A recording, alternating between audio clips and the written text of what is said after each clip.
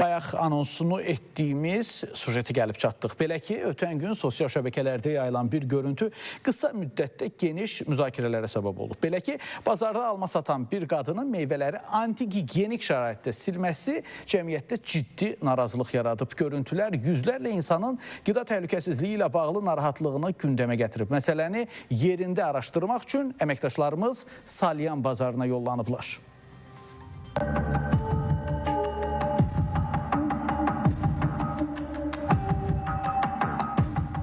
Ötən gün Salyan bazarından alma satan qadının sosial mediada yayılmış videosu ilə əlaqədar biz hazırda sözü gedən ünvandayıq. Yayılan videoda Xatirə adlı qadının almaları tüpürərək silməsi aydın şəkildə görünür. Bu isə ictimaiyyətdə haqlı olaraq narazılıq və ikrah hissi doğurub. Çünki belə davranış təkcə qeyri-etik deyil, eyni zamanda insanların sağlamlığı üçün də ciddi risk yaradır. Görüntülərdə yer alan qadın isə iddiaları qətiyyətlə rədd edir. Onun sözlərinə görə həmin almalar satış üçün deyil, öz evinə apardığı üçün bu hərəkət edib. Satış üçün deyil. Evim üçün almışam, silmişəm, aparmışam evimə, nəvələrim üçün. Bazarda çalışan digər satıcılar da iddia edir ki, videoda görünən almalar satış üçün nəzərdə tutulmayıb. O burada meyvə almışdı 2 kilo kimi evinə, Bakıya göndərdi uşaqlarına, təmizləyirdi, silirdi ki, uşaqlarına göndərsin. Qadın küvərti satır, çuğundur, kökçü, kələm satır. Qadın meyvə satmır, sadəcə evinə meyvə almaq istəyirdi, onu silib götürürdü övladları üçün, nəvələri üçün. Bazara nəzarət edən səlahiyyətli nümayəndələr isə bildirirlər ki, satışa çıxarılan məhsullara gündəlik nəzarət edilir və belə hallara qarşı ciddi tədbirlər görülür. Qeyd olunan məsələ ilə bağlı da araşdırma aparılıb.